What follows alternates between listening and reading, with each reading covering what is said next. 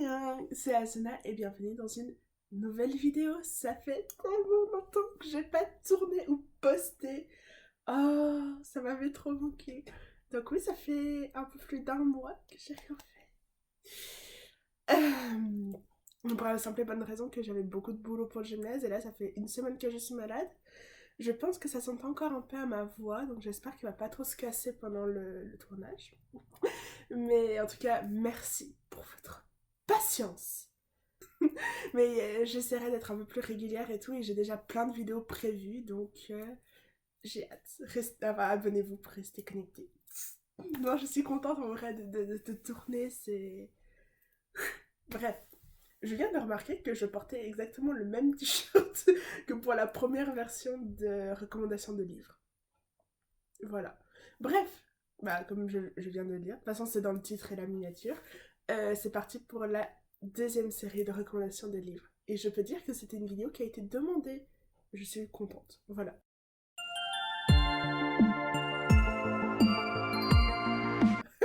Donc, il y a 5 livres en tout, qui sont quand même pas mal épais.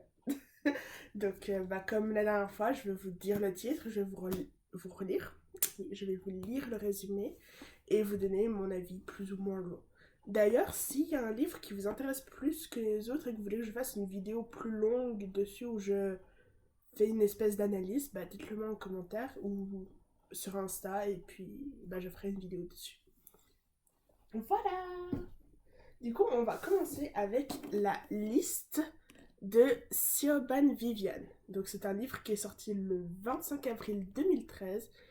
Et alors de base, le résumé, c'est juste ça. C'est la liste, en fait. Sauf que j'ai réussi à trouver le vrai résumé de l'histoire. La liste nomme 8 filles chaque année, les 4 plus belles et les 4 plus laides du lycée. Et si votre nom s'y trouvait? Une tradition odieuse sévit au lycée de Mount Washington. Tous les ans, une semaine avant le bal de début d'année, une liste est placardée dans les couloirs. Personne ne sait qui établit cette liste, et personne n'a jamais réussi à empêcher qu'elle soit publiée. Invariablement, chaque année, la plus belle et la plus laide des troisièmes, des secondes, des premières et des terminales sont désignées. 8 filles en tout. 8 filles qui se retrouvent sous les projecteurs impitoyables du lycée. 8 filles qui vont voir leur vie brusquement changer. Pour le meilleur ou le pire. Du coup, c'est un livre que j'ai depuis un moment, à part ça. Ça fait hyper longtemps que je l'ai. Enfin, hyper longtemps. Ouais, ça fait un petit moment que je l'ai. Et en fait, c'est très intéressant parce qu'on va suivre ces 8 filles pendant toute la semaine en fait parce que l'histoire se termine sur le bal. Bref, et en fait on va voir comment être sur cette liste les a impactées, qu'elles soient qualifiées de belles ou de méchantes, de belles ou de méchantes, de belles ou de laides. Et c'est intéressant de voir comment certaines, leur vie ont complètement changé, d'autres ont trouvé qui étaient leurs vrais amis. Et t'as quand même un peu cette idée de on veut essayer d'arrêter la liste, on peut pas, mais on essaie aussi de trouver qui l'a fait, parce que c'est quand même pas sympa. Et... Et tu découvres aussi un peu le lycée impitoyable, les sacrifices que tu dois parfois faire pour atteindre une perfection placée par la société. Enfin, c'est là que tu vois que quand même c'est très superficiel tout ça. Parce que, la liste, parce que c'est vraiment, on prend 8 filles, plus belles, plus laides. Mais c'est très subjectif au fond. Et là, tu vois comment les différentes personnes réagissent et agissent face à ça. Et non, vraiment, c'est un très bon livre, très intéressant, je trouve. Où, justement, comment vous réagirez si votre nom était sur la liste? Parce que il y en avait même qui disaient non mais pour celles qui ont été nommées belles, c'est bien. Ouais, pas forcément. Et c'est ça qui est très bien. Donc très bon livre que je conseille. Et en plus c'est assez court puisque c'est que toute la semaine en fait. On suit vraiment du lundi, le jour où la, la liste est publiée, jusqu'au samedi, le jour du bal en fait. Donc, et c'est là qu'on peut voir quand même qu'en une semaine, il peut se passer beaucoup de choses. Bref, très bon livre, lisez-le si vous pouvez, si vous voulez. C'est très intéressant. Voilà. Ensuite, celui-là, je l'ai acheté il n'y a pas très longtemps, honnêtement. J'ai acheté celui-là. Comment tu m'as fait mourir de Gilles Abbey, qui est sorti le 1er octobre 2020. Du coup, je vais vous lire le résumé. Et si vous pouviez vous débarrasser de vos ennemis en imaginant leur mort sur papier? La veille d'un séjour scolaire à Londres, Félix décide d'écrire un texte dans lequel il sacrifie les élèves qui lui ont fait vivre un enfer au lycée. Chacun a le droit à un traitement spécial, en rapport avec le harcèlement subi, en bon exutoire. Sauf que la journée du lendemain commence exactement comme dans son histoire. Et si le hasard décidait de tuer ses camarades les uns après les autres, comme Félix l'avait écrit? Du coup, c'est vraiment très, très intéressant. Je sais que je dis beaucoup ce mot. Ma mère va me le faire remarquer. Je sais déjà, mais... Euh, en fait, c'est vraiment l'histoire d'un garçon qui est harcelé et qui en a marre et que pour se défouler, va imaginer la mort de ses camarades.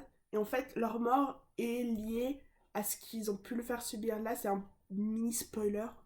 En fait, il y a une fille qui s'est jouée de son allergie aux cacahuètes. Et du coup, dans son histoire, il fait qu'elle s'étouffe avec des cacahuètes. Et du coup, je trouve que c'est quand même bien écrit parce que t'as vraiment l'impression d'être dans la tête d'un adolescent. Je sais pas, je connais pas l'auteur, donc je sais pas quel âge il a en vrai. Donc ça se trouve, c'est un adolescent en fait.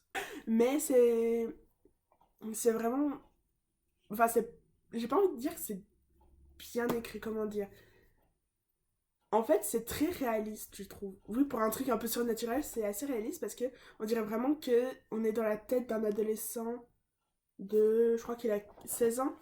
Et même les personnages sont assez réalistes et c'est vraiment.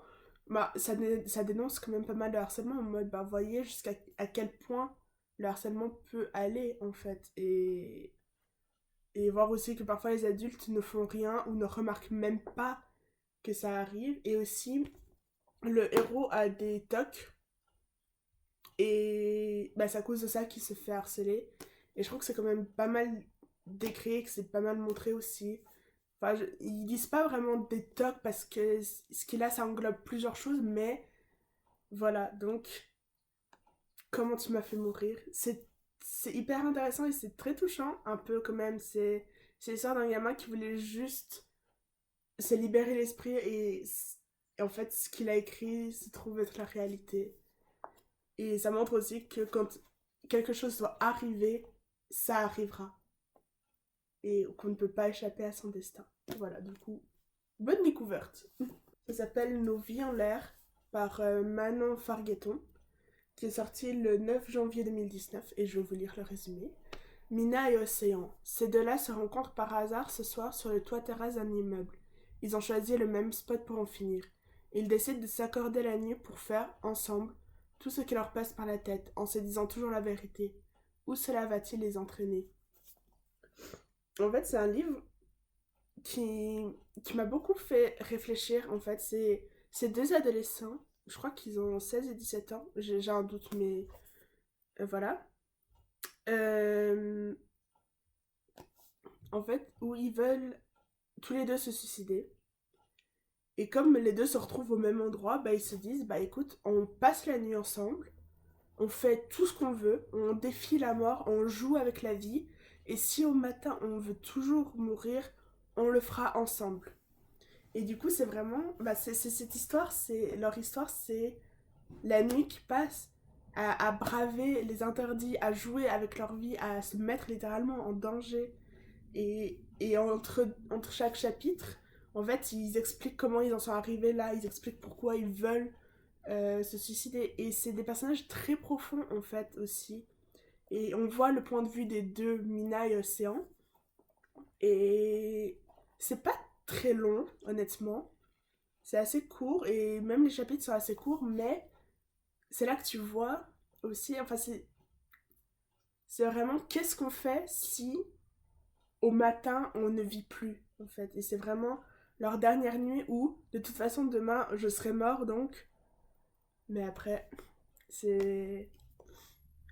Ouais, j'ai beaucoup aimé ce livre où tu vois.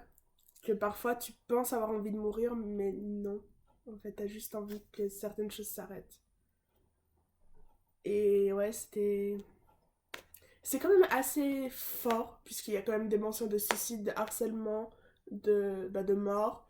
Il y a aussi certaines choses qui font, qui peuvent blesser, qui peuvent pas forcément blesser, mais un peu réveiller de vieux traumatismes. J'ai la voix enrouée, désolée. Du coup, faites attention si vous êtes sensible à ce genre de choses. Mais très bon livre, autrement, qui fait quand même aussi pas mal un peu réfléchir sur la vie. Et aussi sur nos actes. Parce que en fait, Mina, pour quand elle veut se suicider, elle porte des choses qui sont en lien avec son harcèlement et qui font qu'elle a envie de se tuer. Et justement, c'est là que tu te rends compte que parfois c'est vraiment l'accumulation de petites choses qui à la fin font que c'est trop et du coup voilà, nos vies en l'air. J'aime bien la couverture parce qu'au début on croit juste que c'est une autoroute. Et en fait, j'ai vu que récemment qu'il y avait des pieds dans le vide. Vraiment, comme quoi, ça peut faire un moment que tu as un livre et tu découvres toujours de nouvelles choses. Voilà. Ensuite, oh, celui-là, je pense que c'est mon préféré de tous ceux que je vous ai montrés. Ça fait un moment que je ne l'ai pas lu, mais il m'a énormément marqué en fait. Et en faisant des recherches pour cette vidéo, j'ai découvert qu'il avait deux titres. Il y a d'abord What Light, voilà. Et l'autre, et en fait en français, ça s'appelle Mille éclats. Donc il a été écrit par Jay Asher. Peut-être que vous le connaissez de nom, c'est celui qui a écrit 13 Reasons Why. Bah, c'est écrit là en fait. auteur de 13 Reasons Why. Et on voit pas du tout à cause de la lumière. Là on voit. Voilà. Et il est sorti le 12 octobre 2017. Donc je vais vous lire le résumé. Un premier amour inattendu, le poison de la rumeur, le récit d'une seconde chance. Voilà, ça c'est le résumé qu'il y a derrière. Et en fait j'ai trouvé un résumé plus long.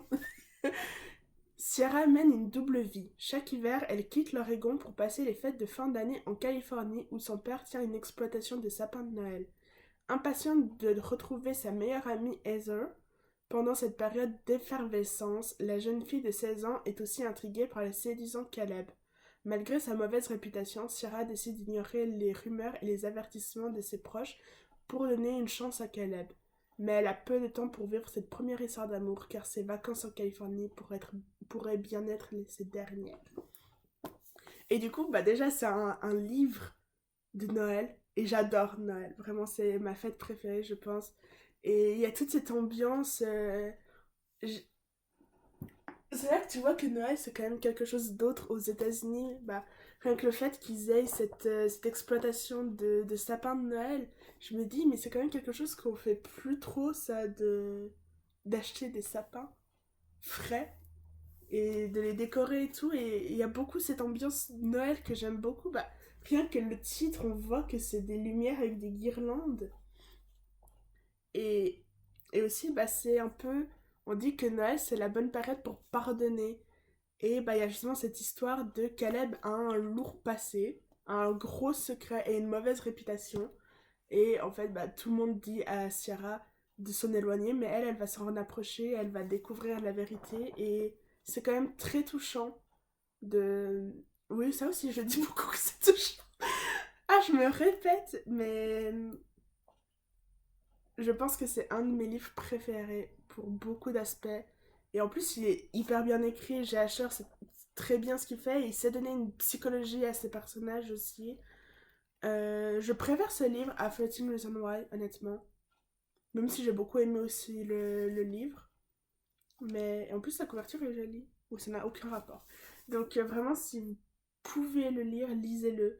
Et il y a aussi tout ce conflit de Sierra qui d'un côté veut passer les vacances de Noël, enfin d'hiver, avec son amie qui habite en Californie, mais d'un autre, elle veut aussi passer avec ses meilleurs amis qui restent dans l'Oregon. Donc voilà, mais c'est une très jolie histoire. Lisez-la. Enfin, moi je pense que je vais la relire à l'approche de Noël parce que j'adore lire ce livre quand c'est bientôt Noël. Ça me met un peu dans l'ambiance. Et on en vient au dernier, qui s'appelle Piraté, et qui a été écrit par Sarah Darer Littman. qui est sorti le 6 septembre 2017. Et en fait, j'aime bien parce que là, sur le titre, enfin, sur la couverture, là, c'est écrit « Tout le monde a des secrets jusqu'à ce qu'on vous les vole ». Oui. Et du coup, je vais vous lire le résumé. Que faire lorsque tous vos secrets se retrouvent brusquement exposés sur Internet? C'est ce qui arrive à Sammy, une jeune fille de 17 ans, quand l'ordinateur de sa famille est piraté. Et c'est une catastrophe, un véritable cauchemar. Maintenant, n'importe qui peut lire son journal intime, ses emails, voir ses photos perso. Le monde entier sait qu'elle est amoureuse du beau Jamie, qu'elle a menti à ses parents et caché des choses à ses amis. Difficile de continuer à aller au lycée et de faire comme si de rien n'était, alors que la honte la submerge. Sammy n'a aucune idée de la manière dont elle va pouvoir s'en sortir. Sa vie est foutue. À moins que, finalement, ce piratage ne lui ouvre des possibilités qu'elle n'imaginait même pas. Et à l'arrière, ils ont mis une citation du livre qui dit « Ce qui compte, c'est de réussir à se débrouiller quand le train de la vie déraille. » Et c'est un livre, encore une fois, qui te fait réfléchir. Parce que qu'est-ce que tu fais quand toute ta vie est exposée, malgré toi, sur Internet? Bah là, c'est le cas, c'est que son journal intime se retrouve en ligne. Et tout le monde peut lire. Et c'est une adolescente de 17 ans. Donc il y a des passages où elle râle sur ses parents, où elle met ses pensées intimes par rapport à ses amis qu'elle ne leur dit pas forcément. Bah, elle parle de ses histoires de cœur et tout ça. Et ça se retrouve sur Internet. Et du coup, même ses parents peuvent lire et voir qu'elle leur a menti. Ses amis aussi. Et c'est un peu, bah, tout le monde t'abandonne, tout le monde se moque de toi parce que ça a été mis sur Internet. Elle découvre aussi des choses sur sa famille. Elle se rend compte qu'en fait, dans sa famille, personne ne communique. et, et du coup, bah, c'est un peu sa vie post-piratement. Et c'est là qu'elle découvre en fait aussi bah, qui sont ses véritables amis, sur qui elle peut vraiment compter. Et, et tout ça. Et c'est intéressant. Il faut que je me fasse une liste de synonymes. Non, mais c'est... Bon, ça fait un moment que je l'ai pas lu celui-là, mais je l'aime beaucoup aussi parce que bah, il y a aussi une très bonne psychologie et bah, faut pas oublier que c'est aussi une adolescente de 17 ans. Et, et elle disait aussi à une de ses amies qui lui faisait la tête parce qu'elle avait écrit des trucs pas cool sur elle, elle dit mais si toi aussi on lisait ton journal intime aussi, ou toi tu n'as jamais eu des pensées négatives envers moi, et c'est vrai qu'on en a tous eu, genre qu'on se dise quelque chose sur quelqu'un qu'on aime beaucoup, mais soit on le pensait pas, soit c'était sur le moment on pensait ça. Et, et en plus il y a toute une histoire de en fait, elle découvre des choses sur sa famille qu'elle ignorait et elle doit vivre avec ça. Et aussi, tout le monde peut juger sa sphère familiale. Et c'est pas quelque chose qu'on a forcément envie, en fait. Donc, donc ouais, aussi, il y a un peu ce rapport à Internet et tout.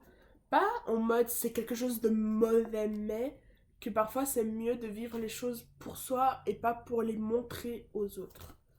Du coup, bah, c'est aussi un bon livre hein, que j'ai bien aimé. Du coup, voilà. Je pense que si je vais faire un classement, ce que je n'ai pas du tout fait pour l'autre, je mettrai d'abord What Light. Ensuite, je mettrai Comment tu m'as fait mourir. Euh... Pirater, Nos vies en l'air et La liste. Voilà. Le livre d'aujourd'hui était très humain, je dirais. Enfin, très psychologique en fait. Parce que tu te remets quand même pas mal en question sur beaucoup de choses. Il y a quand même deux livres qui sont assez durs, puisque ça parle quand même pas mal de harcèlement et tout ça. Enfin, quoi qu'un peu tous. Et en fait, ça nous renvoie vraiment à notre condition d'humain et de voir que parfois, ce que tu penses n'avoir que très peu d'importance en a beaucoup, ou ce que tu penses être protégé ne l'est pas forcément. Donc voilà, bah comme la dernière fois, je vous mettrai les noms des livres en description, comme ça si vous voulez aller les lire ou les trouver, vous pouvez. Bah dites-moi ce que vous en avez pensé. Hein, c'était... C'était pas... Enfin oui, c'était un peu le même format que la première fois, mais là, il n'y avait pas vraiment de thème. Bah dites-moi aussi si vous voulez un autre épisode, parce que j'ai encore beaucoup de livres dont j'aimerais vous parler, donc dites-moi en commentaire. Euh... Bah sinon, si la vidéo vous a plu, n'hésitez pas à mettre un pouce bleu, à me dire ce que vous en avez pensé, si vous voulez un autre épisode, si il y a quelque chose, enfin, n'importe quoi. Aussi, j'ai oublié de dire, mais je suis pas dans mon décor habituel, je suis dans mon salon, tout simplement parce que mon décor est en rénovation. Non, j'ai décidé de rajouter plein de trucs au mur, et bah, j'ai pas eu le temps de le faire, donc je vais le faire incessamment sous peu. Et voilà. Donc voilà. Si vous n'êtes pas abonné, abonnez-vous. Activez la cloche de notification pour ne louper aucune de mes vidéos. Comme je vous ai dit, je vais essayer d'être beaucoup plus active ces prochains temps. Je promets rien, je vais essayer. Sinon, suivez-moi aussi sur mon compte Instagram qui est en description. J'essaye de communiquer avec vous sur l'avancée de mes vidéos, des tournages et tout. Et puis... Et puis voilà. Là, là, je suis actuellement en vacances, donc je vais essayer de sortir des trucs. Peut-être que je vais faire une vidéo avec ma famille. À voir si j'arrive à le faire parce que j'arrive pas à trouver le matériel qu'il me faut. Mais voilà, prenez soin de vous, c'est important. Je vous aime, merci pour votre patience et à très bientôt. Goodbye!